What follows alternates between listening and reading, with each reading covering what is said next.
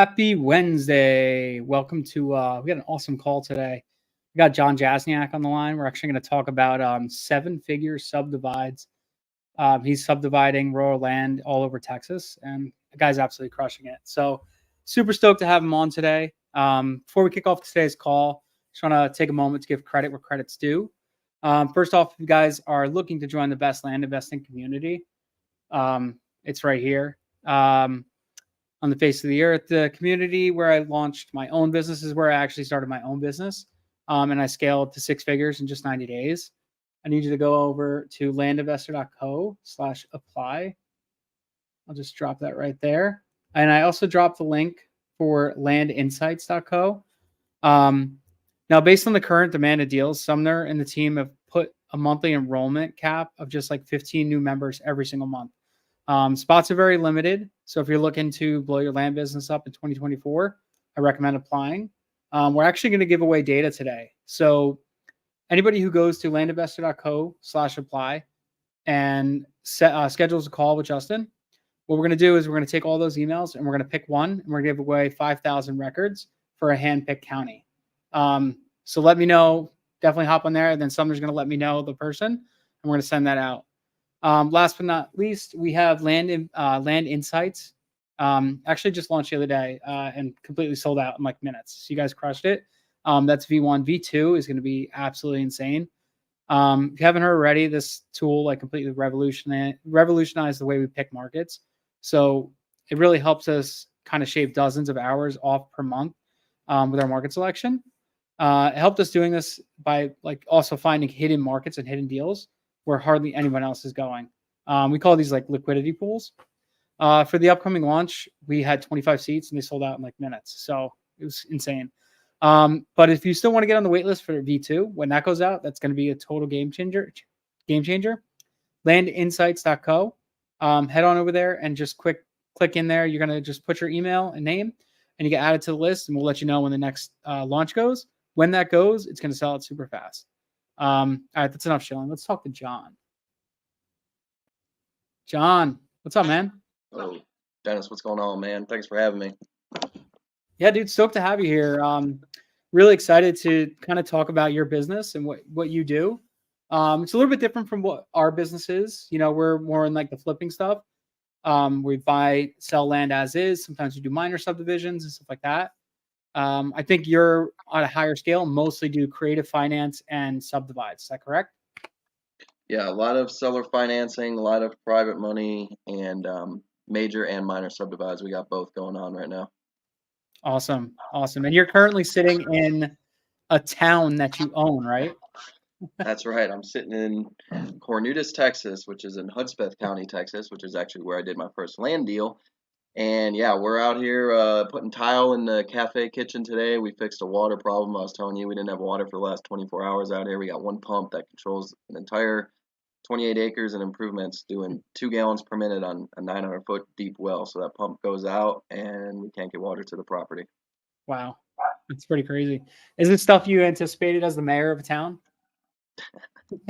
That's funny. I was telling the electrician came out today. I was telling him today. I said, "Man, I really thought I took this over. I was like, oh, it's gonna be minor fix-ups, get it going, month or two. I keep saying another month, and now we're into doing roof jobs and freaking concrete and tiling and painting and RV parks and all sorts of stuff. So it's an adventure, way more than I expected.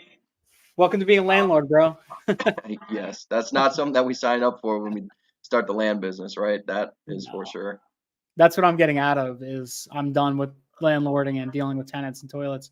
I've been in it for 14 years and now I'm like, I can't take that runaround. So yeah, that's why I love land. It's totally different, man. That's awesome. So let's go real quick. Just tell us like a little bit about you, like how you got into land. So anybody that doesn't know Jon, let's just hear who Jon is.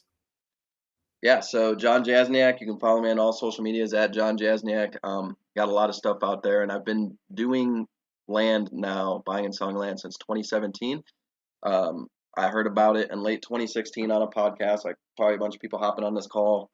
Heard it on a call, heard it on a podcast, Side Hustle Show, episode 108. That's what I always drop that episode. Mark Podolsky, one of the OGs from the Land Geek. Hmm. came on, started talking about buying and selling land, owner financing, creating notes. Thought it was interesting, bought his course, bought the Land Academy course, and studied those for a month or two. I was engineering at the time. I was a petroleum engineer working in West Texas, and started studying the land game in West Texas. That's how I've gotten kind of my roots and start in West Texas. I was working oil field out in Midland, Texas, as an engineer, drilling oil wells, and found this land niche. And slowly but surely, I bought my first deal out here in Hudspeth County in the Gunsight Ranch, 53 acres. Bought it for 8,500 bucks. Sold it for about double, 17 G's, and then next thing I knew, I was sending Nice. out direct mail like you guys teach and talk about, and finding deals, and it snowballed from there, man. The first year I built my note portfolio up to like 13,000 per month. I'm a huge Holy crap. passive income owner finance guy, and then it snowballed to these major subdivides and coaching and helping people now as well. I'm doing large projects. Hmm. That's awesome. So, all right. So, when you did your first land deal, did you think you would grow into like doing these subdivides, or was it kind of like something you're like, I'm just gonna try this out and see what happens, or what?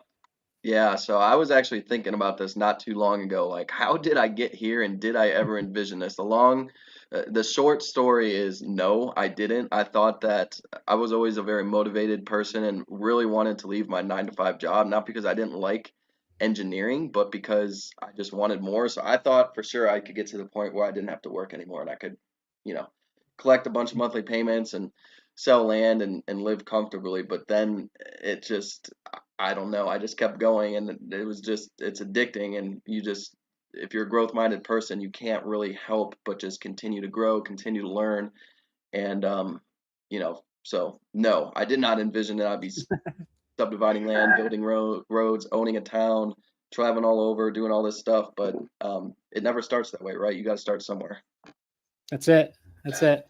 So, what is your business model from then to now? Like, what's your current business model today and going Yeah, forward? and I think this is very relevant to all kind of beginners, even intermediate people. I think when I started out, and when most people start out, you do, small deals. You buy a piece for 5 grand, 10 grand, sell it for 10, 20. You do flips. Maybe you originate a note for 3, 4, 500 bucks a month. Send out some direct mail. You get some deals under your belt.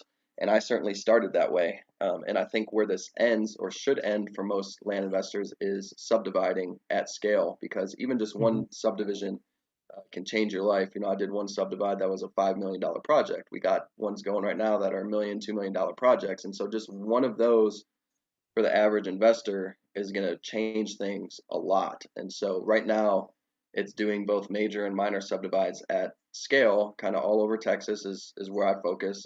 But we got folks doing it all over the country. But for me, doing it all over Texas, built a $10 million company now, doing subdivides. And instead of doing 10 small deals, you can do one medium to large subdivide and make Mhm.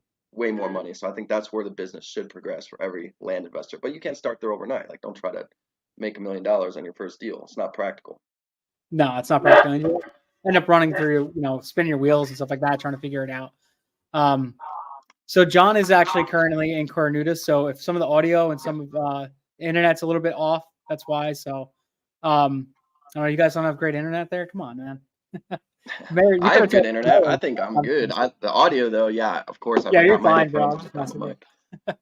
you. Um, You got me. so yeah, so I love that. That's an awesome model. So you kind of grew into it, which is awesome. Now going forward, you're going to continue doing that, do bigger subdivides and all that kind of stuff. How do you typically source your deals?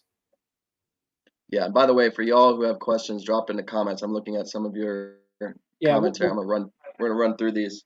Um, I do a lot of stuff on the MLS for subdividing.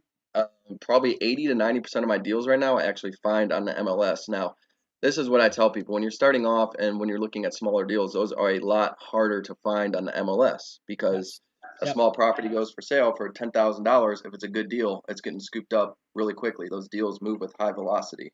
So small Hmm. deals, for sure, sourcing with direct mail or SMS texting, cold calling.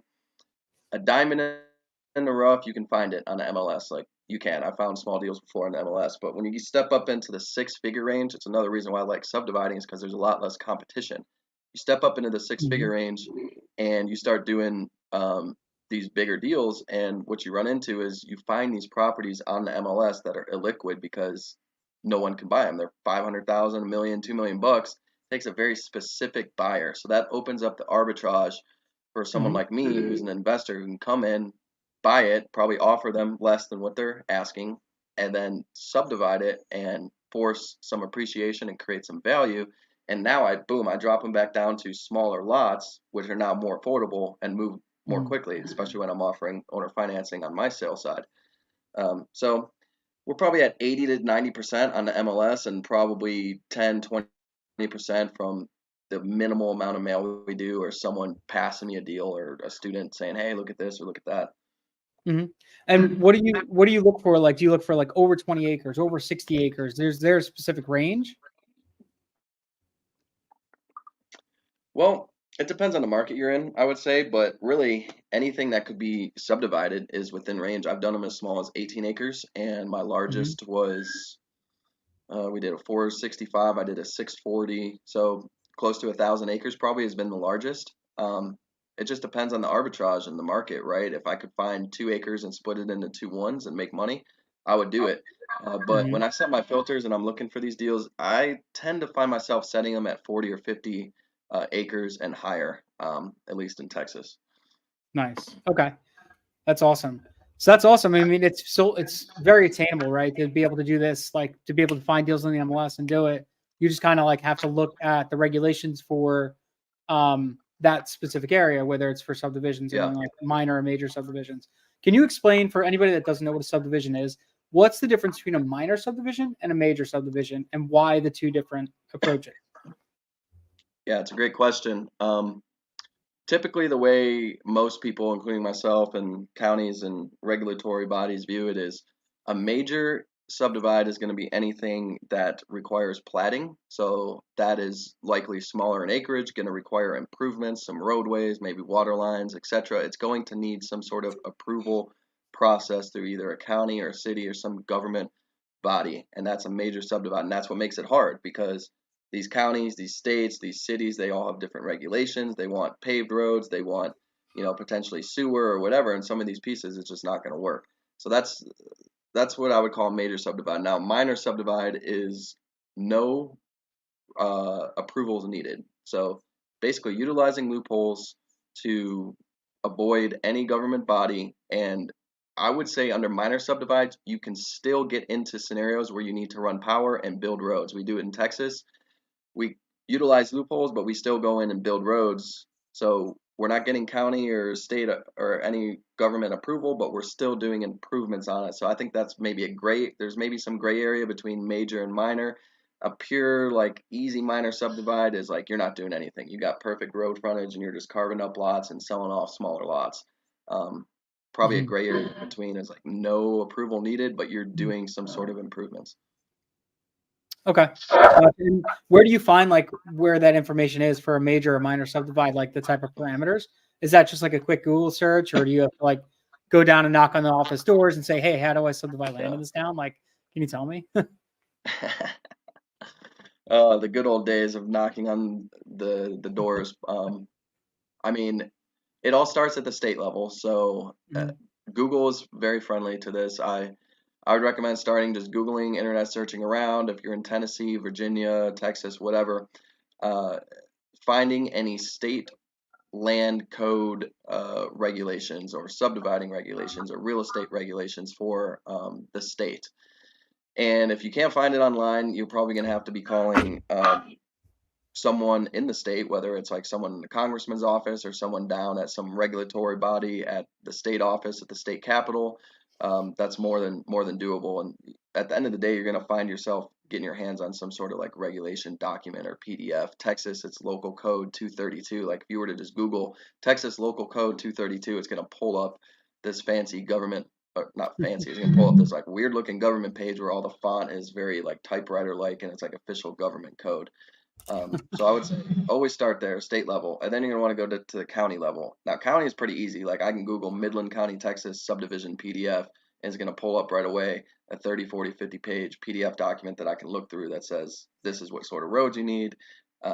this is what lot frontages need to be, all that good stuff, and walk you through the whole process. And some of those county PDFs that you find online are 250 pages long, and you're probably not going to be doing any subdividing there outside of city limits. And some of them are 20 pages long, and that's probably where you want to be if you're trying to do this business model. Now, to like learn all this information, was it something you took a course for? Did you read a book, or is it just a lot of Google searching and a lot of like trial and error? This was a lot of trial and error, and tens of thousands in attorney fees later for Texas. We have done a lot of deep diving on local code 232, challenging counties, etc. But for any beginner and any normal person, where you got to start is read the regulations yourself and call up the local county officials, state officials, and don't call them and start asking questions without skimming through and looking at it yourself. It's funny, I had a deal I'm looking at in West Texas, and it has a groundwater conservation district. And I made the mistake yesterday. I actually called them up, and kind of the same deal. They have their own regulations and everything. And I didn't read their rules beforehand. And I got the lady on the phone, and she knew I didn't read the rules. And she was a jerk, man. Like, she was, thought she was going to hang up on me. She was like, oh, another wannabe land developer who's calling up and asking stupid questions. Because that's what a lot of us do, you know. I find most land developers don't actually study the codes, and then they call Right. up these county officials, and they get kind of completely blown off and ignored because you got a bunch of wannabes, a bunch of people who want to do these projects, and they're like calling and just asking questions, and it's a lot of time and time sink for the officials. So, Right. you know, find it and do your due diligence up front, and then start talking to people is kind of my recommendation. That's awesome. All right, so we got 100 people here right now live.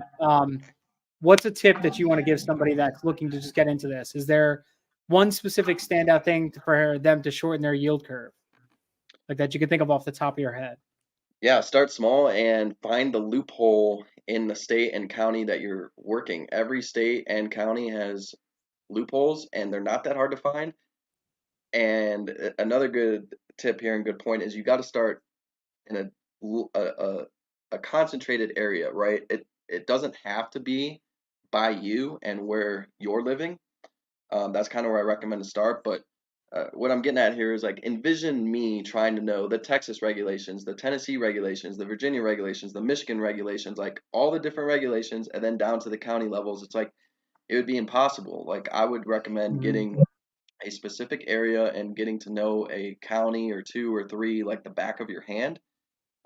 That way you kind of have the honey hole that you can go back to, and you know the regulations, you know what you can do, and you don't have to keep spinning your wheels and doing all this upfront research and trying to track down the right people to talk to and study the PDFs and all that stuff. Like, if people would just focus in an area that interests them and double down on that and get to know that area like the back of their hand, then they could start ripping these projects off left and right.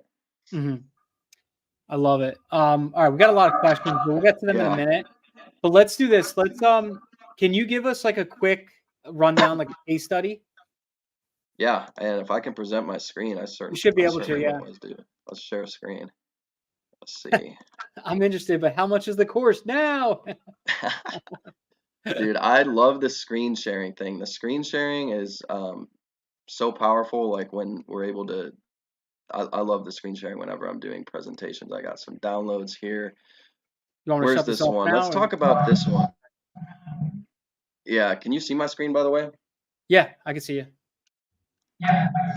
Okay, so this one I found on the MLS. So I'm on land.com. I'm on land.com every day, man. Like, it is my You have favorite tool. Do you have the expensive version or just the regular version?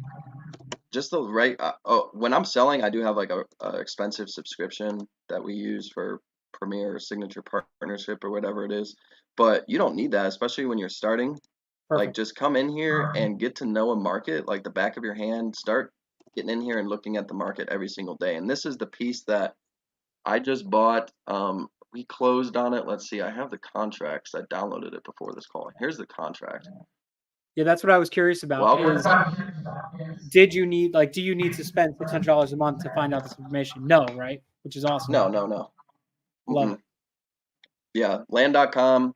And then what you'll find is that some realtors and brokers suck. And so We sometimes, know that. most suck actually, but sometimes they won't post it on all the sites. So land.com, Zillow, realtor.com, those are kind of the big three in my opinion. So sometimes you need to check all of them because you'll be on land.com and you won't see anything that interests you, but you pop over to Realtor or Zillow and it's listed over there. And so you kind of got to hit every single one. But land.com is definitely the major one. This is this property right here that I just showed. Pull up the listing. They're asking 250,000. This is a relatively small deal for me, but this is perfect for a beginner, and I'm gonna show you why. 250,000. It wasn't selling. I was like, I'll do this deal just because it's so simple. And we ended up offering 25,000 down and 132,500 over 5 years. So it was 157.5 purchase price. Owner financed. Here's my financing addendum. I'm paying them 2,600 a month for this property. And Now, do you do 10-year? I'm sorry, you do 10-year AMs, or do you do like a 30-year AM with a 10-year balloon? I've never done anything like that. I always have done 5 to 10 years straight amortized loan. Now, can you get more creative? Do interest only, some sort of balloon? I've done balloons before. Certainly anything is open for negotiation. What you're going to find though when you're offering seller financing on a piece such as this, like most people are going to want their money relatively quickly. That most sellers are going to either want cash or a really quick balloon or a really short note. Like no one's going to be like, oh yeah, I'm going to amortize over 30 years and balloon in 10, or just straight amortize over 20 or 30. Like most sellers are not going to be okay with that. They just want to be cashed out. But that being said, anything's possible. So I'm into this for 157.5. They're asking 250, so I automatically got it like 60 cents on the dollar.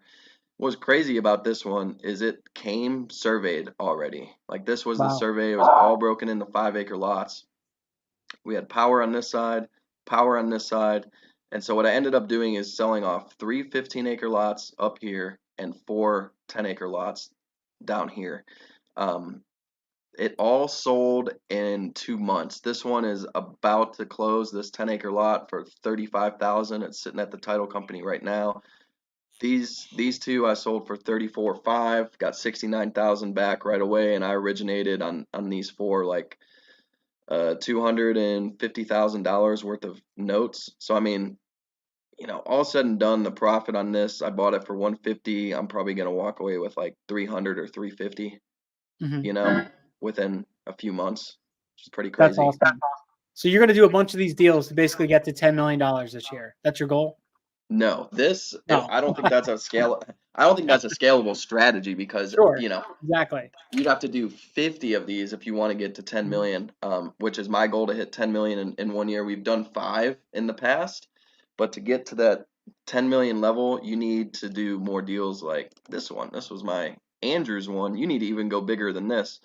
This was a deal I found in Andrews, Texas, where we did 32 10-acre lots, and we also kept it plat exempt, and we did private roadways through here. So I built $70,000 worth of dirt roads. It was like 5,000 foot of roads, and we sold 32 lots at like 4,000 per acre cash price and 5,000 per acre owner finance. So I mean, this one I bought for 510 G's, and the gross on it will end up being like 1.3 to 1.5. So we'll net like $1 million. But even to do 10 of these per year, you can do it. But I'd rather do like 2 or 3, like $3, $4, $5 million deals is the way to scale this business. Yeah, because this takes a lot of, it's a big time suck, right? And you're on the phone, you're doing a lot of things, right? Trying to get all this stuff sorted out, right? Now, do you hire out a lot of this stuff, or is it like all in-house? I have a small team, man. I have me and Brian as my full-time ops manager. I have an attorney who's basically on retainer. I have a basically full-time bookkeeper and a fractional CFO. And I'm looking to make another hire or 2 this year, but we have a small group of like 4 or 5 people with 2 of us full-time doing all this stuff. So that's kind of another tip I would like to say is like a lot of people like to get VAs and delegate like very quickly and early on. Like I've never really been a big fan of that. Like the more you can do, the better, because you're going to learn, you're going to scale faster. And of course, you get to a point where you need to hire out and train people and build teams, but you can do a lot by yourself. Yeah, I totally agree. It's crazy how much bandwidth you actually have when you really get into this stuff. People kind of sell themselves short and say like, "Oh, I don't have the time," but in reality, when you start mastering this stuff, you get faster and faster at it, which allows you to do more, right? One question a lot of people are asking is like, if you were going to start today, like, and you had no money, right? You've been doing this a while. Now you got enough capital. You got some money in your pocket. You could throw around for down payments. If you were just starting, obviously Subdivides are not where you're going to just start. But where would be like a starting point, like a jump off point for you? And how would you do it if you had limited capital? So I would start with either a small flip. I mean, there's a few different things you can do. You start with a small flip, like buy a piece for 2, 3, 4, 5 grand, send out some direct mail, find it, sell it for 10, 15, 20,000. You can start with a small subdivide like the one I showed. You can go even smaller than that, like 25,000 down and 132.5 over 5 years. Like there's a lot of people out there who can do that, who are real estate investors. But I've seen people start with $50,000 subdivides and they give 10,000 down or 5,000 down and they carry a $40,000 note with the seller, and then they crush it, make 100 G's on their first subdivision. And another thing you can do is raise money. I mean, work with deal funders. There's a lot of people out there funding deals. I personally do not fund deals just because all my capital is getting plowed into my own projects. Do you guys fund deals? So I use private lenders for all my deals. Okay. So I Yeah, I raise didn't know private if, capital and then fund them. yeah, you Sumner can. himself, yeah. Yeah. So the Leah group, I don't know if they're funding deals, but there's a lot of We resources for that as well. we Funding. have funders inside the group, and we work with Exactly. like parcel funders and other people like that. Um, Yep. but dude, it's so easy to find capital. That's always like the least of my worries is like the money. If you Isn't have a that good crazy? deal, yeah, it's a mindset thing. Once you realize like if you have a good deal, the money just finds your way. Like I got a deal in a contract yesterday. My new acquisitions manager just got a deal in a contract. Buy for 145. Just found out the exit's 350 as a straight flip. So that right there is a 200K profit, right?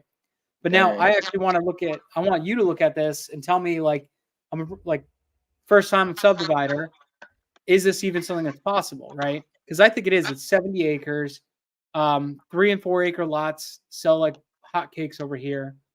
Is it worth like even doing it? Is it not? I mean, how would I kind of broach that situation? Okay, let's start with, where is this at? County and state.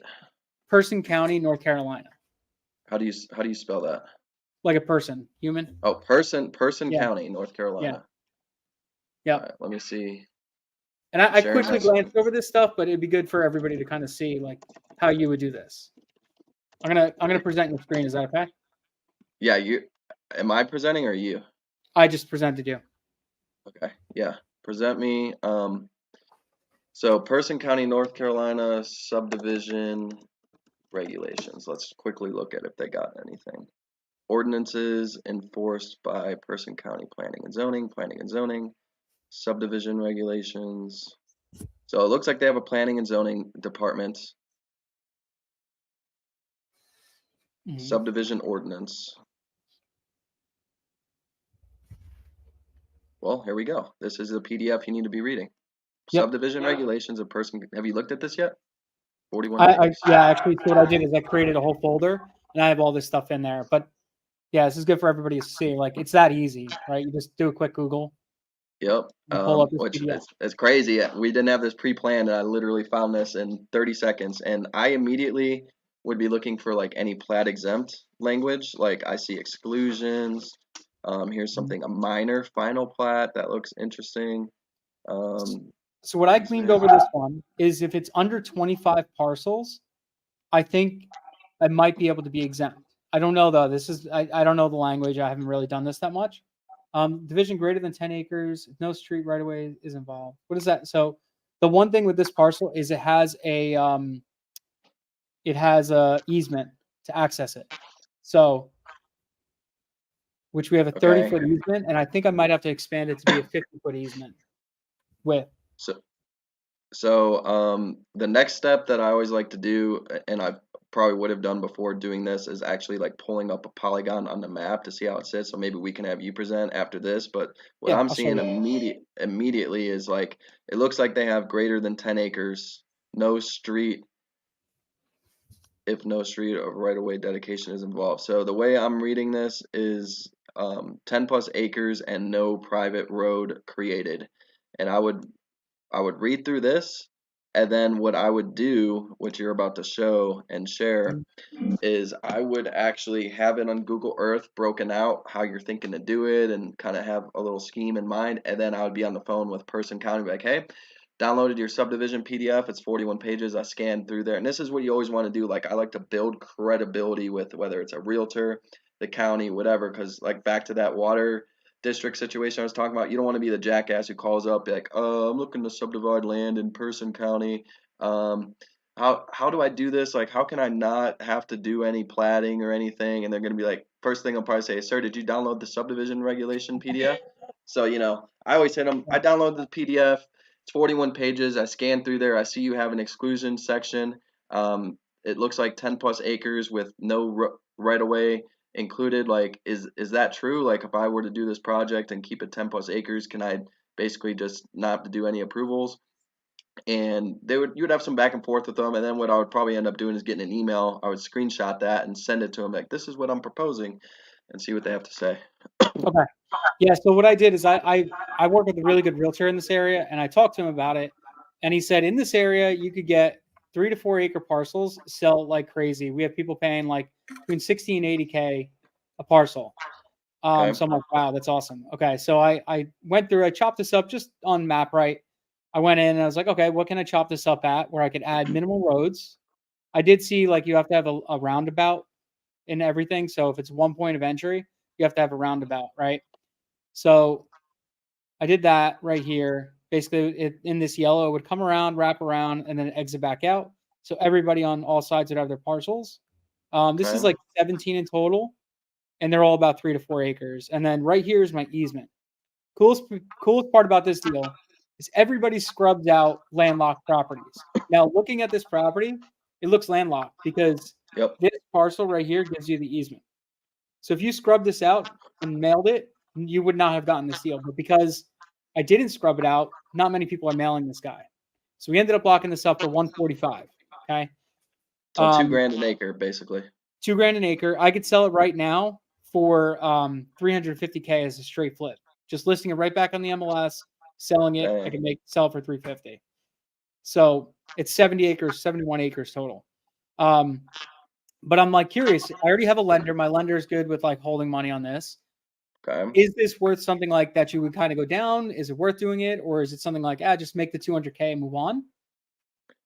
Well, it's definitely worth doing it if you can do it, but there's a lot of steps between here and then for you, I think. The Sure. first thing is going to be seeing if you can use that easement access to get back there. Mhm. Some counties do not like that at all.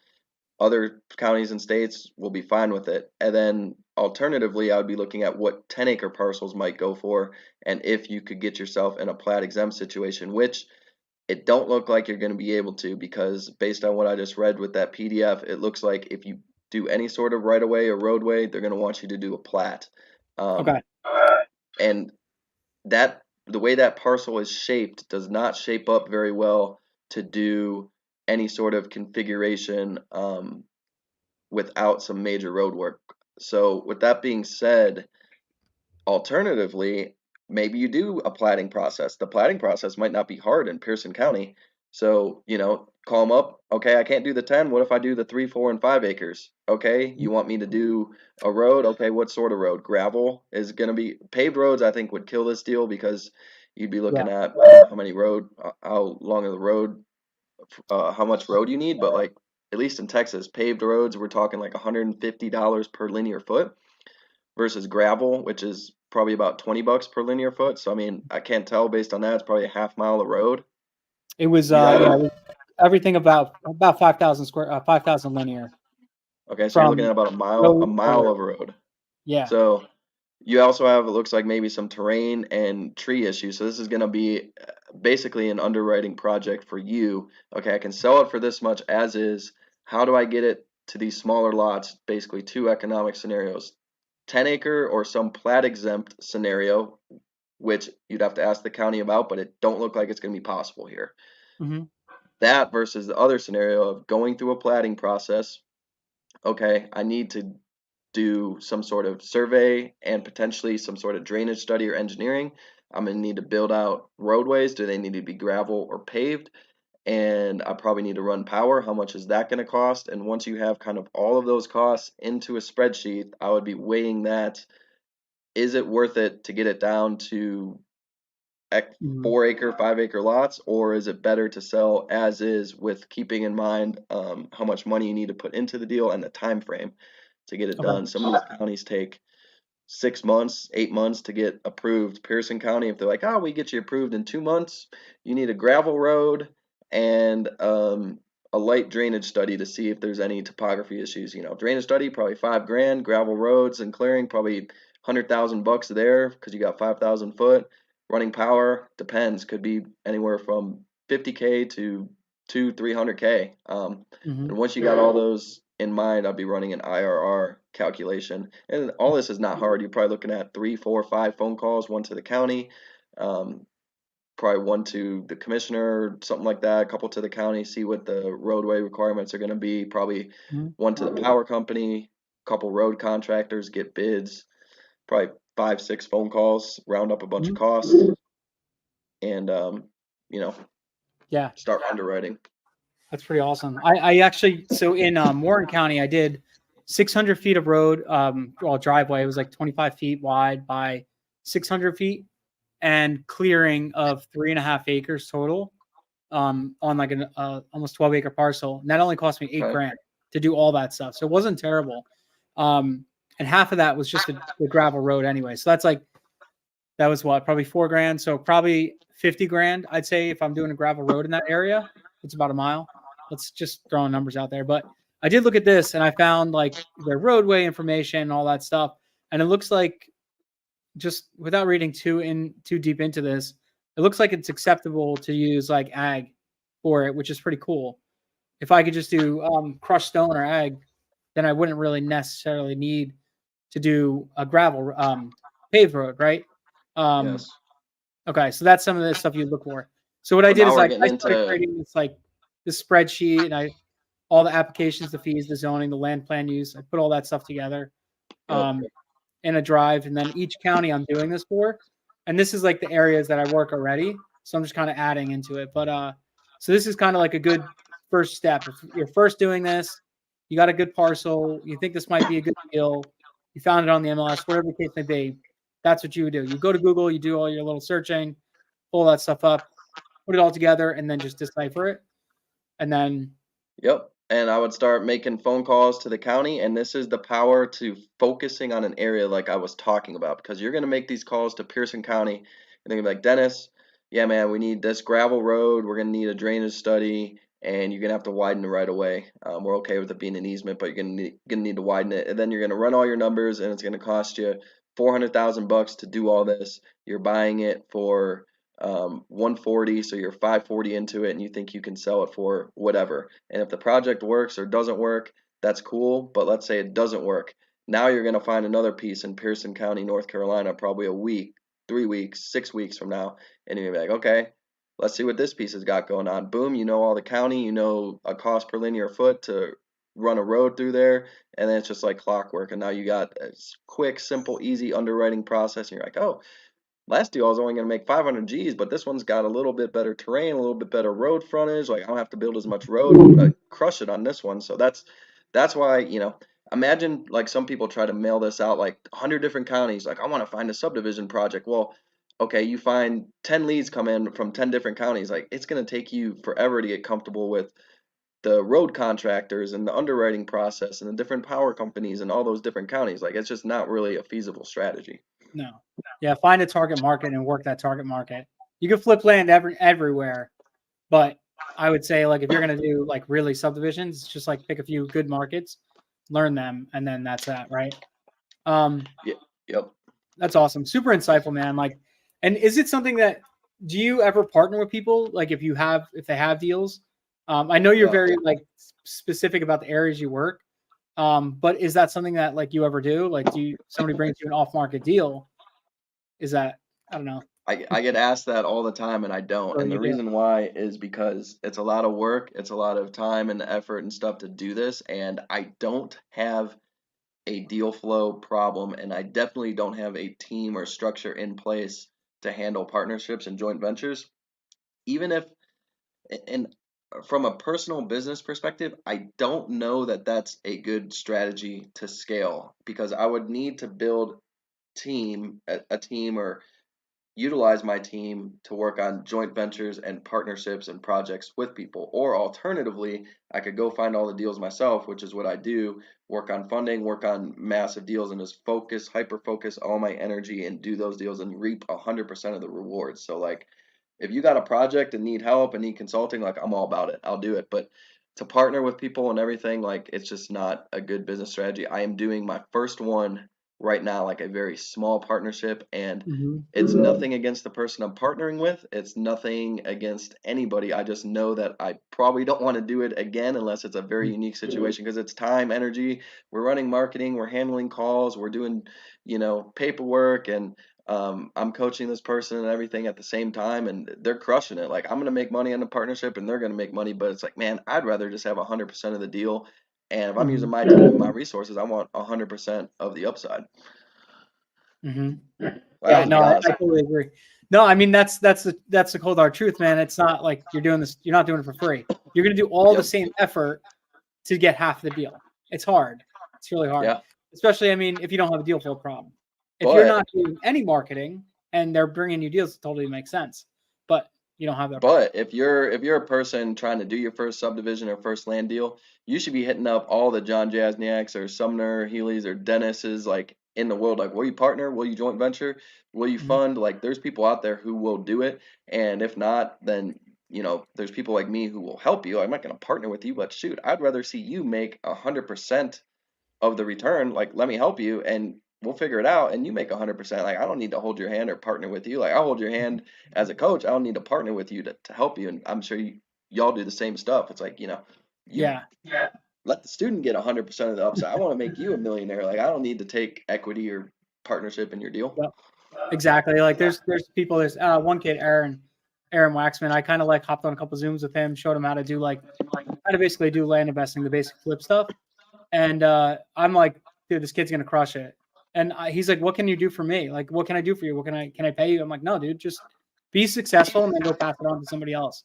That's what it's all about. Like, I don't need it. I'm good. I'm getting my own things. I'm happy. Like, go do you, enjoy yourself, and then you grow your wealth and go help more people. That's just what it's all about. It's There's like a go there's giver a mentality. Yeah, and there's a weird thing about real estate investors, man, specifically. We tend to be very cocky and arrogant, because especially if you're doing deals, you're like, I'm doing deals, I'm having success, I'm making money. And we tend not to want to reach out to others for help. We tend not to want to buy a book, or we tend not to want to Google stuff and read stuff and watch YouTube videos and learn stuff, because we're doing deals, we're making money, we're having success. But Yeah. there's a lot of people out there who are willing to pick up the phone and help you. And just, that's my advice, is like, don't be so cocky and arrogant. I find myself doing it all the time. Like, Mhm. I don't need this person's help. Why am I watching Sumner's YouTube video? I have my own stuff going on. But it's like, Yeah. you got to No. step away from that and humble Yeah. yourself. And if you're new to this, don't go reaching out to people and just being like, John, I appreciate everything you do. How can I serve you? How can I help you? Like that. Don't do that. I get like, I'm sure you get it way more than I do, but I get it all the time. It's like, I don't need you to do stuff for free for me. I want you to go, if you're going to do something and like create problems and then say, how do I fix this problem? Like that's the stuff I want to see, because now it looks like you're actually doing the work. You're actually doing the hard stuff. Now you're just like asking for a little help on the backside. I love Yep. that. But I hate when people are like, how can I just work for you for free? How can I do this? And whatever. It's just, yeah. So don't do that, guys. Don't be an asshole, what I say all the time. Um, Love it. Dude, we got so many questions in here. So I got a few of them that are starred. I could just drop them on here. I'm Okay. Yeah, I'm gonna reading through hit, them too. Let's just freaking hit it from the top. And if anyone has more questions, let's just drop them in. I don't know how long you want to go. I'll go as long as we I'm good, want to bro. go. I'm good all day. Whatever you got. All right, so I just dropped one on there. You ever run into a subdivision that's not getting approved? Yeah, for sure. I'd I've had a massive issue before where I did a subdivision that I thought was plat exempt, and it needed to go through a subdivide process, and that was a big no-no. Mhm. Myself and students have had things get denied and not approved, and that's the super importance and critical component of trying to get all that done in the due diligence period. And if not, buying the land at such a good price that you can sell it as is, such as your deal that you're talking about now. I've actually never had a subdivision get denied after I've closed it and still bought the deal and sold it. So to answer that question, no, but I've seen it happen to others. I have a guy right now who's doing one in Colorado, and the county doesn't have any subdivision regs, and he went before the board, and they said because Colorado is the 35 acre exemption, and they said nope, we don't want any more lots under 35 acres in this county at this time, and that was just the reason for denying it. But luckily, he bought the land at such a good price that he's going to sell it as is, and it's just two 40-acre pieces. But Mhm. if that was a bigger deal, that's a big no-no. Like, don't do that before you close the deal. Like, do everything you need to do after or while you're in due diligence period, basically. Yeah, so do your due diligence before you actually close on a property. I mean, Yes. that's simple. Okay, so let's go for the next one. Can you subdivide without having any money? I'm going to answer a little bit of this. I'm already going to just, before John even says anything, I'm going to say no, right? And the reason why I say that is you need to have a little coin in your pocket to be able to do something. But what you can do is start small and work your way up. I feel like subdividing is an ascension strategy. It's not something that you're going to step right into, though there are outliers of people that just jump into this and just start doing it, right? That's the exception, not the many. Okay, so just think about that. Now, what you can do is you could send out some direct mail. You could figure this stuff out on a small scale, 1-2 lot flips, that you send out $1,000 worth of direct mail. You get a lot, have somebody else 50-50 on it with you, and you make $4 or $5 grand, and then you parlay that into your next deal, and you grow from there. That's how you get money to get the subdivides. That's my answer. John, what do you have to say about that? I would generally agree because you're going to need money for engineering, some improvements, whatever. Like, is there going to be an outlier that has found a funder or some investor who's like straight blank check, like writing the whole thing, and you're going to do the subdivide with their pocketbook? Basically, yes, but in that case, you're a beginner probably and have little to no credibility. So to even convince someone to do that in the first place is going to be pretty dang difficult. So I'm going to say generally you're going to need some money. It can be done very small. It's minor subdivides, 10 to 25K probably is like a good range to be in. Love it. All right, so tips for new land investors, subdivide and regular just land flips. Any quick like number 1 tips or number 2 tips that you would give? Yeah, you got to get your first deal under your belt. So it's all about deal flow. So sending out mail, sending out text messages, cold calling, be on the MLS looking every single day, getting familiar with markets. It is getting more and more competitive out there. More and more real estate investors entering the land arena specifically. A lot of real estate investors out there. So you gotta, I mean, it's gonna take a lot of focus and reaching out to people, making calls, sending out letters. You gotta get that first deal under your belt. Love it. All right, so we got how does one buy a town? That's crazy. Found it on Facebook. It was listed. Yeah, there was another one listed out here actually, Lobo, Texas. I went and toured it. I had the chance to buy it. I didn't end up buying it because it was a mess.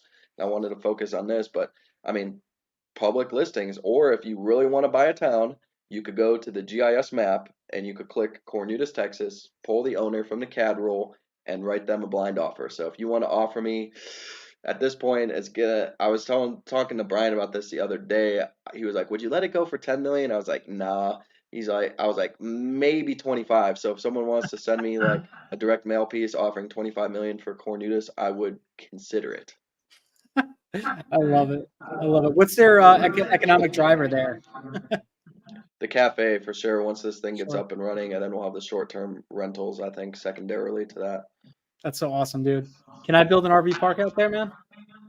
We got one. We got a 6-spot RV park that we will probably expand to 12 or 15 this year, I hope. Nice. Yeah, if you're ever looking to expand it even more, let me know. I have a bunch of people that want to open up RV parks and stuff like that. Okay. Basically just, hey, I'll lease you the land and do like a long-term lease and make money without any of the risk.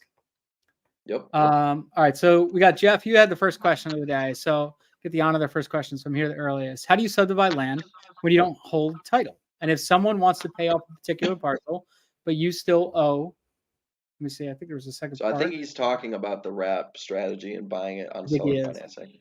Yeah. Yep. So when you buy it on a financing scenario, you actually do hold the title. The seller is going to have a lien on the property, but we set up a creative, investor-friendly deed of trust slash mortgage up front that removes the due on sale clause. So as I pay Wildwood Property Partners their $2,600 per month, it allows me to subdivide it and sell it off to customers. And should the customer, like in that deal, pay me cash, we have worked into that creative deed of trust a special clause that calls for what's called a partial release. So when I sell 10 out of the 88 acres, I go to the underlying lien holder and do 10 divided by 88 times the remaining principal amount left on the note with the seller, and I write them a check.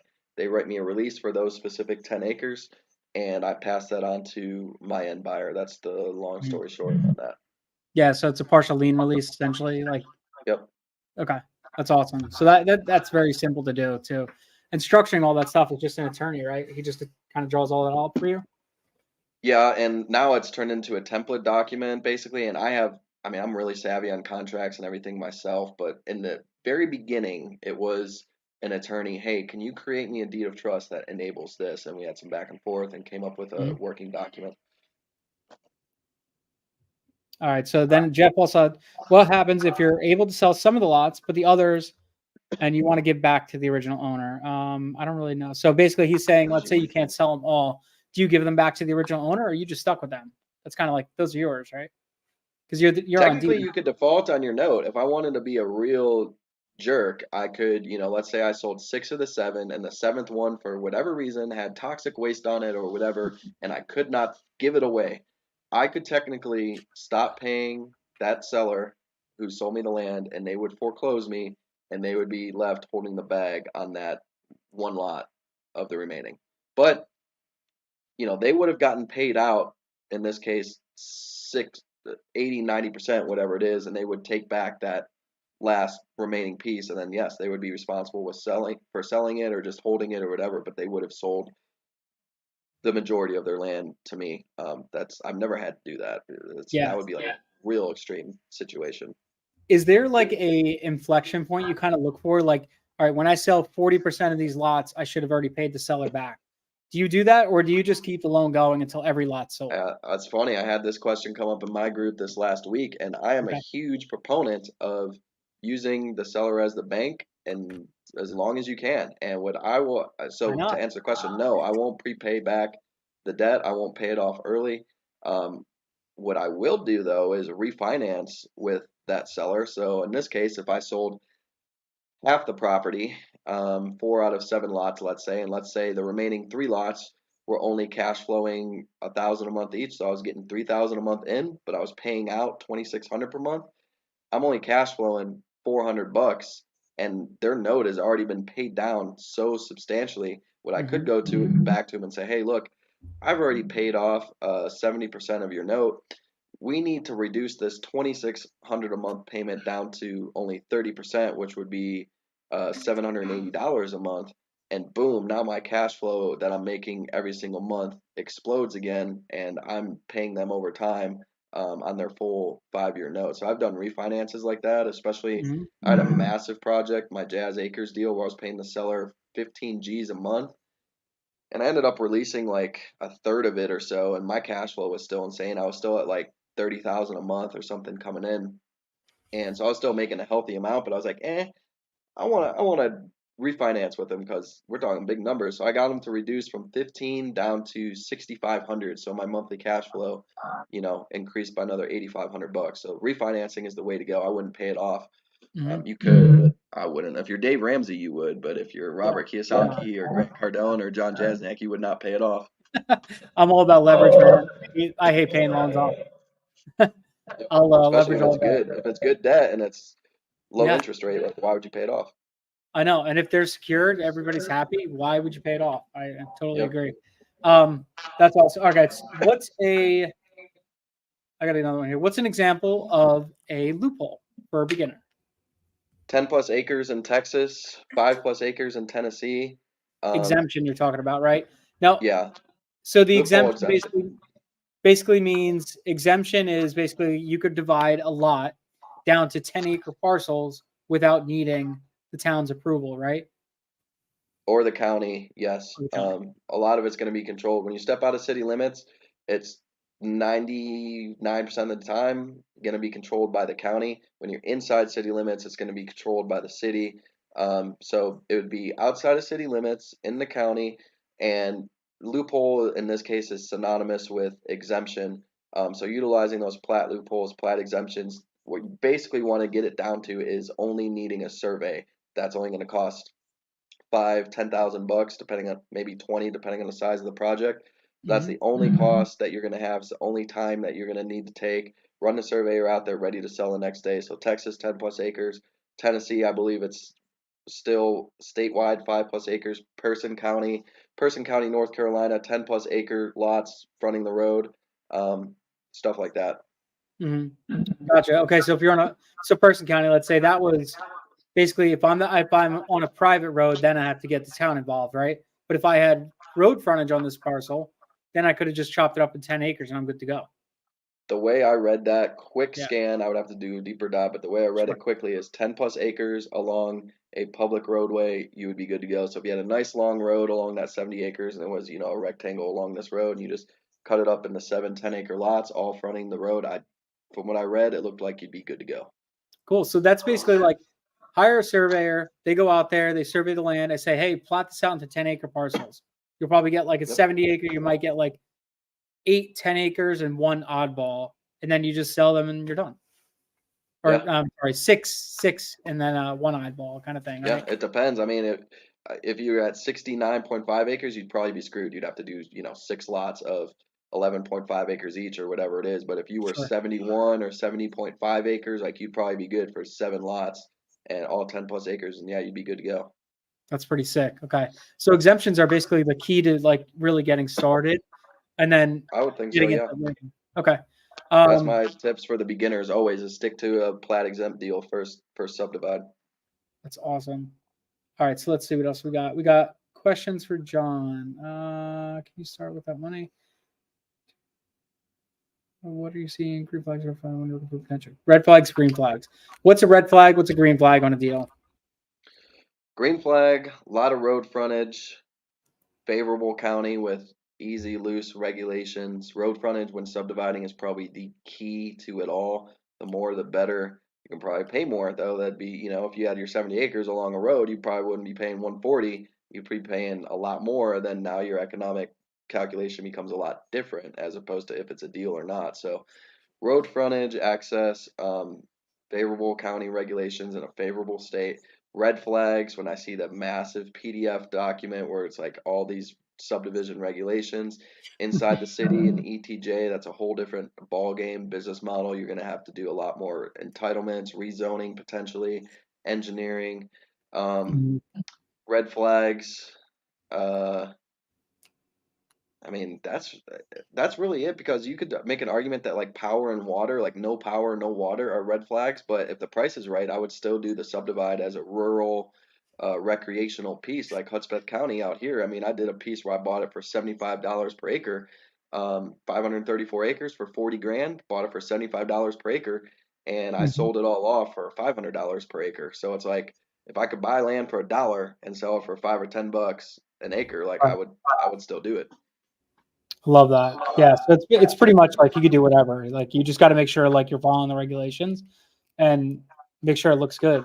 So something that gets you excited, like if you see a parcel that has like double-sided, triple-sided road frontage, is that like, oh, dude, this is a home run deal? Like, is that something that you would get excited about and like For call and offer sure. immediately? I would get real excited, but then I would probably get not excited as excited when I saw the price because I Mhm. think 90% of the time the sellers know, oh, I got great road frontage, I'm gonna sell my land for more, or the realtors listing their land know that. I mean, are you gonna find the diamonds in the rough where it's like it's a stupid good deal with a crazy amount of road frontage? For sure, you're gonna find them. You look hard enough, you do it long enough, you're gonna find them. But 90+% of the time, you're gonna in real estate, you get what you pay for. A lot of times they say location, location, location. It's like it's going to cost more. So now your economic calculations become different. But yeah, I would get real excited about that. Yeah. Have you ever done a major subdivide where you're actually selling paper lots to a builder or nothing Never on to top of that? builders. I've worked with mobile home companies, and most of my sales, 99% of them, go straight to Joe Schmo who want to move out there from the city or for whatever reason they want to buy it. We're doing a major subdivide right now in Midland County, Texas. It's 150 acres. We got 65 lots. One of the lots has a Nice. beautiful 3,200 square foot custom built home on it. So we're selling the home and then we're selling all the lots, and we had to do a drainage study. We have to do drainage ditches. We have to run power. We have to build 20-foot wide caliche roads. That'll cost 150 G's, which is not bad. But Mm, yeah, we do them, but just not with builders. Because builders, man, they're so slow, especially the mobile home companies. They want to do crazy contract with crazy option periods and due yeah. diligence. Everything really just has to line up. They have to do their market research, etc. And it's like, I want to move fast. Like I can put it on Yeah. Facebook Marketplace and have that sucker sold in a week. I have a parcel we were looking at. It's a 43-acre parcel in North Carolina. And the Okay. guy actually, he does subdivide. So what he did, he already put the roadways in with turnarounds and all that stuff, all paved. So I was talking to him. He chops them up to like 1 acre parcels, but he goes through the whole gamut. Water, they're turnkey. They're water, they're cleared, Dang. the water, sewer, or septic approved, and all that stuff, electric, everything. And I asked him, I was like, how much did he buy the land for, and how much does he plan on exiting for? So, and Okay. he bought the land for $10,000 an acre, Okay. so 430K, and he's selling each parcel, each plat for I think he said 60 grand because you could build a $250,000 house on each one. Okay. So between 250 and 300 typically for your low base income, and then obviously more than that. So he's selling the entire platted subdivision to a builder for that, which is pretty cool. But it's So 4 years. This is his yeah, fourth year. He's in it. that's what Like they you said, that's go what they fast. don't yeah, that's what they don't tell you, and that's what I was we're on the same wavelength here because I was immediately thinking you plat it down, you put in sewer, you put in water, you get it all ready to go for a builder, rezoned, whatever you need to do. That is an entirely different business model than what I'm talking about. And I think what you're Yep. gonna find if you just looked at a pure IRR yield internal rate of return metric, what is going to get you the highest Mhm. return on your money? I don't think that his IRR is going to be nearly as high as me Nope. doing the business model I have and selling it within 3 or 6 months. Like I'm not going to be able to go 10,000. I don't know how much on a per acreage basis. It's 60K per lot, so he might be turning it into 150,000 per acre or 200,000 per acre if he can Yeah. get like 3 lots per acre. Let's say he can get 3 lots per acre. He's turning 10,000 into 180,000, but that's taken him 4 years. He's needed to put in money and time, engineering, doing all this stuff versus me where I can buy for 10 and probably sell it for 25, 30, maybe 40. So I'm only getting, let's call a 3x instead of an 18x, but I'm getting that in 3 to 6 months. Plus, I have very little capital expense versus him, where he has a lot more capital expense, a lot more risk, and a lot longer time frame. It's a whole different economic calculation. I will say though, what his model is a lot more scalable because you can do that and you could Yeah. rip probably billions and billions of dollars, but I'm not there Mhm. yet. And I could scale this model to probably a billion, certainly 100 million. So it's like a whole different ball game. Yeah, I talked to him when I talked to him yesterday. I said, "Well, look, what kind of land are you looking for, and how much are you paying?" He'll pay between 10 and 25,000 an acre. So in my head, I'm like, I'm buying it at 2,000 an acre.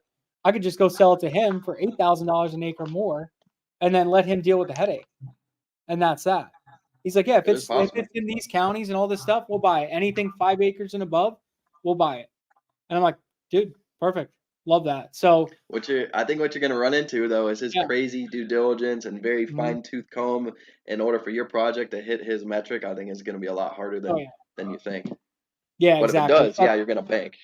Exactly. That's kind of my plan. I'm like, I want to get into eventually building my own subdivisions. I just not there yet. That's probably like a 5 to 10 year plan.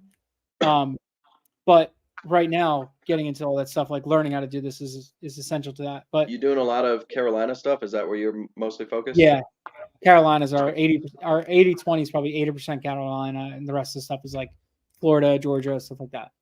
Nice. Um, Carolina's a good area. All those states are good areas. it's ridiculous. North and South Carolina, there's so much money going there, and I saw it about 10 years ago. I went down there and I saw one York County. South Carolina, which is right outside of Charlotte, North Carolina.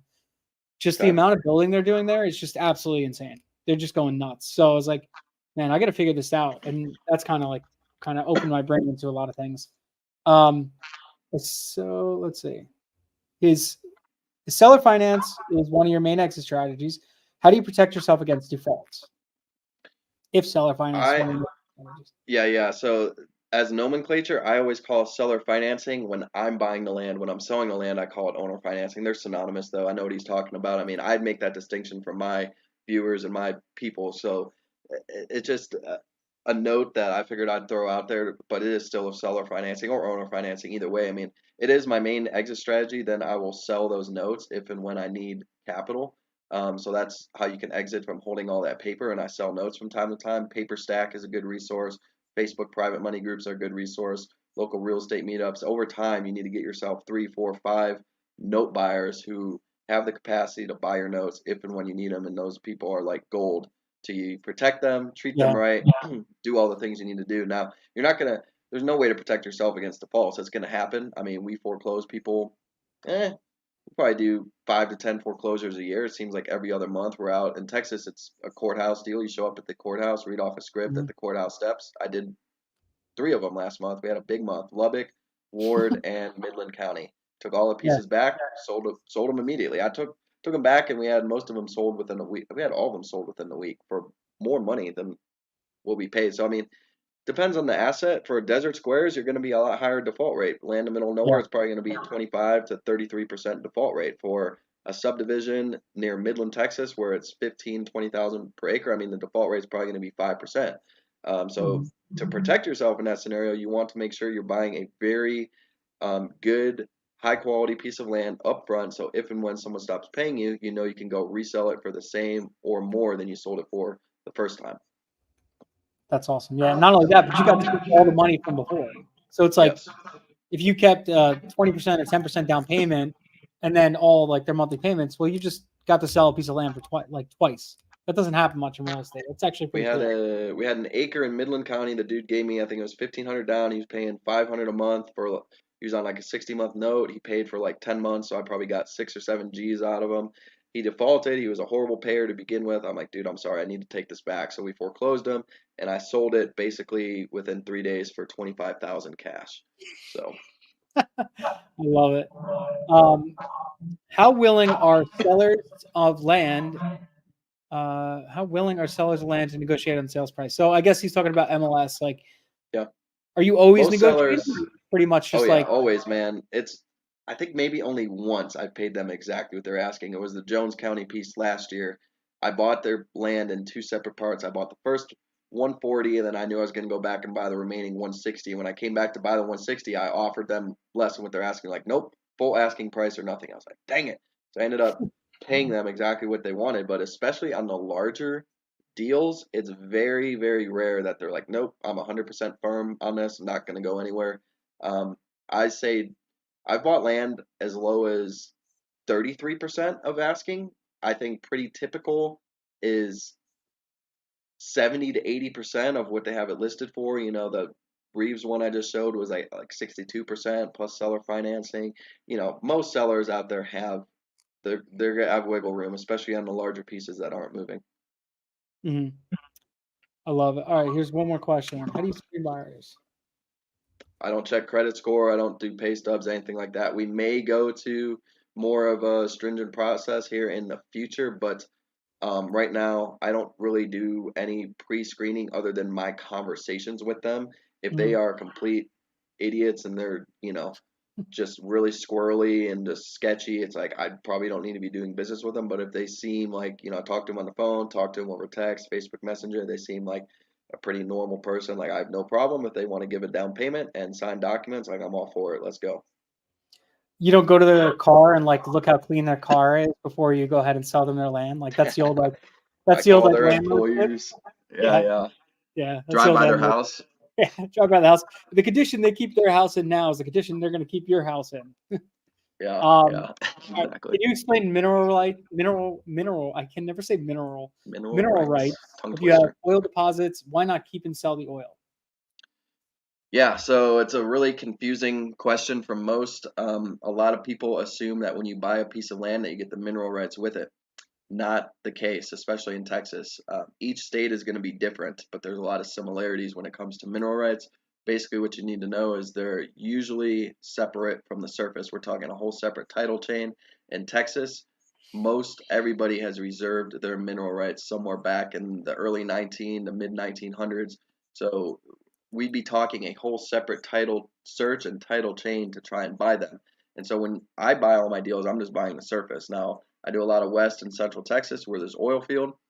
So there's sometimes pump jacks on the land, pump jacks nearby, oil wells. They're extracting the oil under the surface. But myself and probably even the person that I bought it from do not get paid for those mineral rights. And there's a huge misnomer out there that like an oil company can come in and steal your land and drill on it and do whatever they want. It's not the case. For those of you in Texas, I would recommend Googling the accommodation doctrine of Texas, where it talks about oil and gas and what oil companies need to do in order to come in and extract the minerals. They can't just kick you out. They can't ruin your land. Sometimes I get the uninformed buyers who are like, if I don't have mineral rights when I'm buying your land, what's the point? It's a ripoff. I'm like, dude, surface and minerals completely separate, Yep. completely different value chains, title chains, the whole 9 yards. So it's a very complicated subject, but that's the long story short on it. Yeah, and then every state has their own different things of that too. Like Oklahoma and Texas are pretty similar with their surface and mineral, but if you go to like Wisconsin, a lot of times you don't get the water rights and like Yeah, over areas like that. What I think it's like Wisconsin, Michigan, and stuff like that, all around the Colorado. Colorado's a Colorado. big deal with the water rights. Yeah, so it's pretty crazy. Like, but that's what people need to understand. They're not always inclusive of each other. Yeah. So John, what is your first ever deal? 53 acres in the Gunsight Ranch in Hudspeth County, Texas, which is probably 30 minutes south of where I'm sitting right now. I found it online, landwatch.com, 2017. Early 2017, that was my first deal I actually bought. I bought it from U.S. Prime Land out of Florida. The guy was flipping Texas land from Florida. He had it listed for 10 grand. I offered to buy it for 8,500 bucks.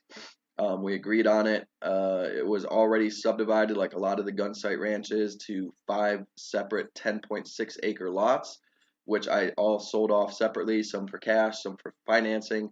Walked away with about 17,000 bucks on an $8,500 investment, and that was the first time I used Facebook for selling my land as well. I listed them to the El Paso buy and sell groups, got a few buyers from there. Um, but yeah, I still own land in the Gunsight Ranch today because I freaking love it out there. It's an open 32,000 acre open range, open shooting ranch where if you own land in there, you could hunt the entire ranch if you'd like. Now it's overhunted and there's not much out there, but people do find good mule deer, so pronghorn out there, Hmm. coyotes, of course. It's a cool area. A lot of hogs out there. Or no?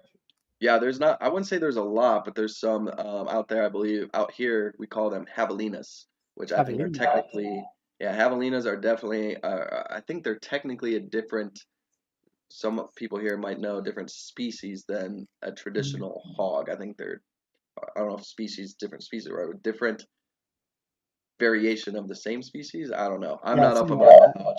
It's like deer and mule deer, like whitetail Yeah, versus exactly, yeah, exactly. different, Yep. yeah, different whole subset. Yeah. Okay, let's see. Have you Save them there. ever? So this is a question I know you know. Have you ever ran the following numbers? If you look at X amount of listings, how many turn to a deal?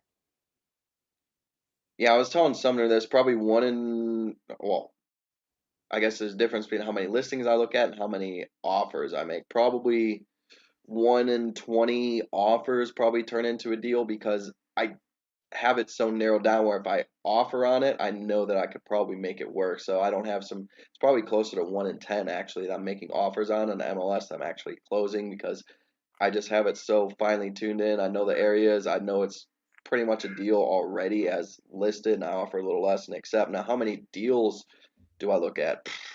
You said probably one in Probably, 10 you offer on, and then 1 in 20 you probably actually get. 1 in 10 to 1 in 20 offers, but how many deals do I look at? I would say hundreds. I mean, I'm on Yeah. land.com every single day. I do the little mock underwriting exercise is what I talked about. So like perfect example would be your Person County, North Carolina deal. Like I would, okay, the purchase agreement comes in, I put it up on the map real quick, draw out some lots, pull up the subdivision PDF, do a quick little underwriting, figuring, maybe call a county, probably 15 to 30 minute, sometimes even quicker. I'm not even calling the counties. I'm just doing a little quick research and quick underwrite in my head, 5 to 10 minutes. Like I do probably hundreds of those per deal that I actually do.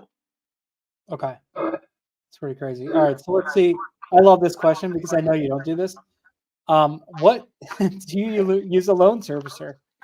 Well, the software part is a great question. I can talk on that, but I do not use a loan servicer. I find that so I funny. won't rule it out in the future, especially as I get massive, but I would rather, as I get massive, I would rather hire it in-house because that Sure. allows me a lot of flexibility and quickness to default people to send them notices, whereas loan servicing companies, third parties, they're generally not going to be as quick. Plus, you have to charge your buyer a servicing fee, which I do not. So there's added perk on sales velocity and sales on my end, being able to offer that as quote called a free service. Now the software I use the mortgage office, which is Mhm. costs probably 8 to 10 thousand per year. That's what manages my notes. We do use QuickBooks for accounting, but that's separate. I don't manage my notes and take payments in QuickBooks.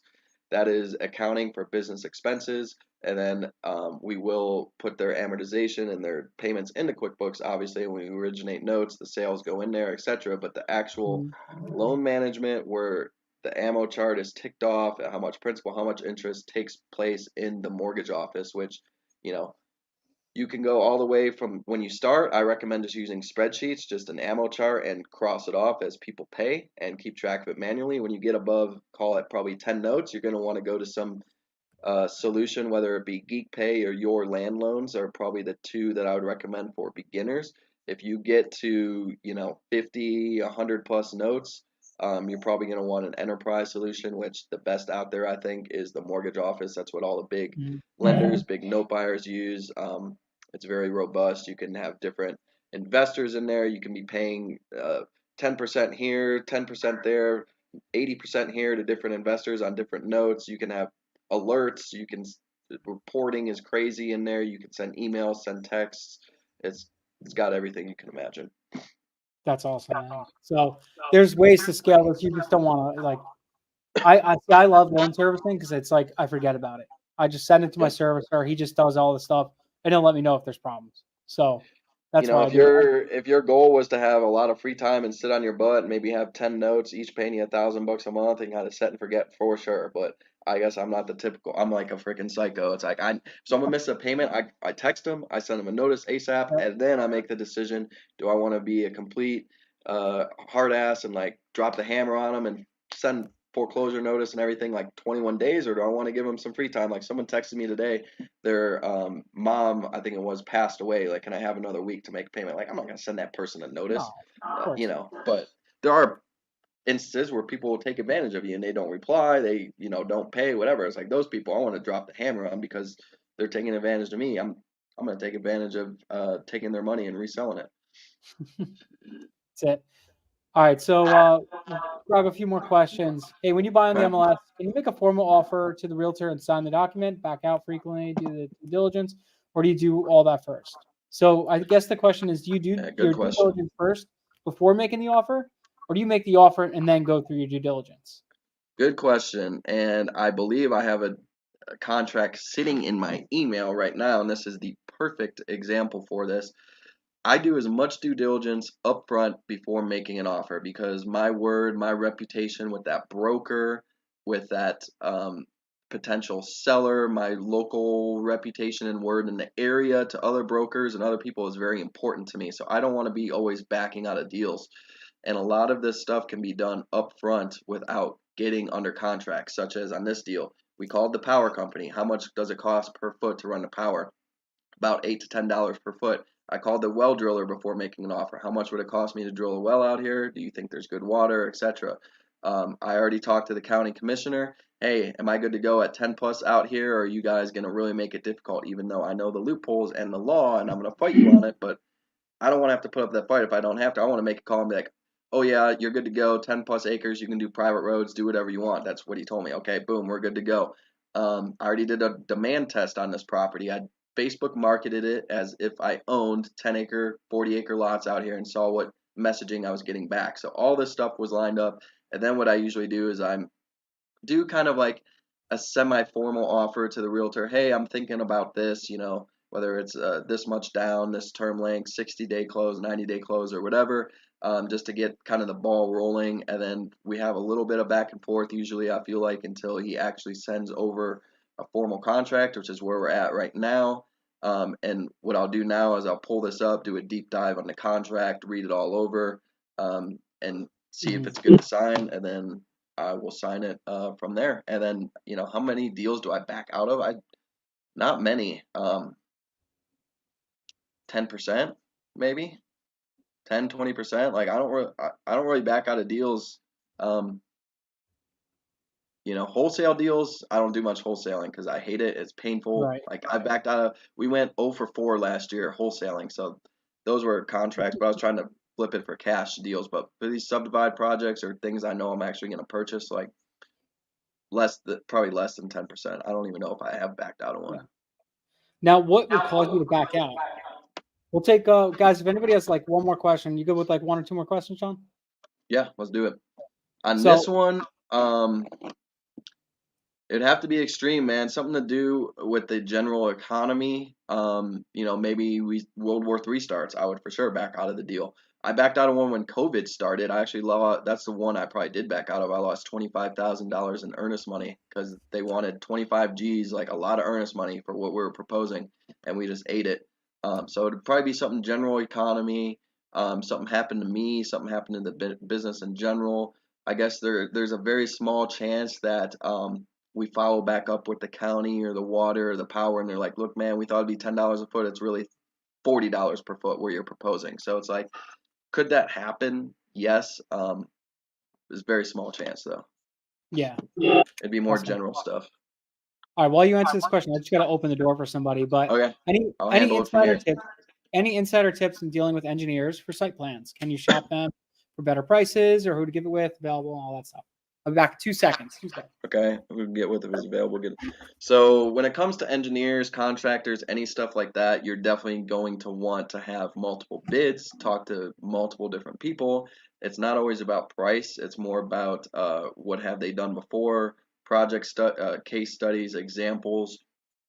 Um, so I would say that, and then one of my favorite tricks to do actually is to talk to the county officials, ask them who's done a lot of surveying, who's kind of the most reputable person in the area, the commissioners, the county clerk. A lot of those folks will know. What you can do as well is go to like the GIS map, or it depends what state you're in, and start looking at developments in the area. And I'll go in there and I'll pull plat maps, surveys, any sort of easements or anything, any site maps that were done by like engineers and surrounding developments. A lot of that is recorded public documents such as a survey.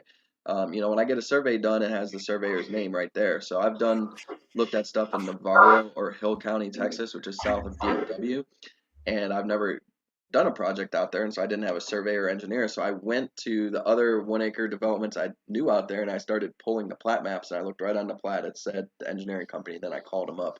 So that's a good one. You're definitely going to want local for sure.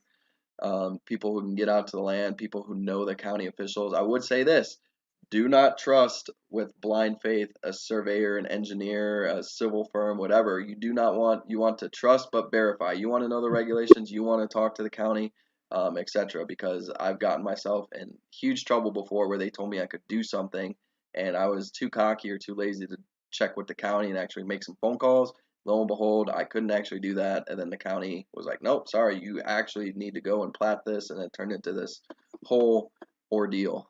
Shout out Howard County, Texas, although we are plat exempt out there now, so we're all good. You went back for another one. Love it. Yes. All right, last question. Did you get started in real estate, or was the land your first introduction? Dang, I love this question. Land was my first intro to real estate. However, I did not start in real estate. When I first graduated school, and during the end of my time at Texas Tech at college, I just knew I was like, man, I want to do something. I was very much into stock trading, so I had the whole Mhm. dual monitor set up, Tim Yep. Sykes, penny stock trading, challenge student, going to conferences, studying charts, analytics, blah blah blah. I tried developing a couple of products. They were more oil field related. Like I wanted to take a tumbler such as this, but make it into like a drill bit or make it into like a fire hydrant for like firefighters, and Pretty like cool. make different little pens and like novelty items. I tried blogging. I tried t-shirt designing. A lot of different things. I was definitely addicted to stock trading, and that's Yeah. why I haven't touched stock trading since, because I know if I start doing it again, it's like video games for me. Like I want to just make $1 million trading a penny stock. But then I found out about land, and then once I started focusing all time and energy on this, I pretty much fell in love with it. And so, first and only start in real estate. Now, of course, I have Cornutus, which I guess has got me into the restaurant business, RV park, and motel business all at once. Um, but that's it, I guess, for Yeah, it's a my. totally different business that you're in now. Is like you're on the real estate side of things. It's like you're dealing with whole different spectrum of things. Like tenants and kicking people out is just totally different. In Texas, it's very easy, which I love. Step out to Yeah, California and you might not be as lucky. dude, I'm in Jersey, so yeah, I don't That keep too. anything. I don't keep anything that's in Jersey. We flip here. Uh, That's it. I don't even buy a house that I'm going to flip. If the seller's not out of the house, I will not close on it. I don't care. I will not take over any holdovers, nothing. I'm done, dude. Jersey is a wild, wild west out here. You think Texas is, bro? It's a different game. It's freaking wild. Yeah, we still flip houses, but I've been doing I do return on effort, my ROE, and my ROE on flipping land versus flipping houses is like insane. I could go make 100 grand flipping a house, but I'll probably spend about 100 to 200 hours basically like managing contractors, going through, yep. ordering material, doing all that stuff, right? That's with me doing zero work, right? And I'll make 100 grand. Well, I could go flip a piece of land that I'll maybe spend 2 to 3 hours on, make 100 grand. So why would I Yeah. do this if I could do that? So I've been focusing on my ROE, and that's one of my big drivers of why I've been pushing myself out of real estate and more into land. I just think this is just an awesome market to be in. So, cool. Well, anything else? We'll wrap it for today, and could always have you back on. It seems like we had 135 people here today. So, Does that um, take into account my folks on my YouTube? I wonder if it does I with think it the does. I share. think it's a calculation of everybody. Okay, So, yeah, cool. which is pretty good. It's all On all my channel, I'm showing 72 watching. Yeah, we had 135 total. So, Nice. um, Okay. 137 was where we peaked, which is awesome. That's good numbers.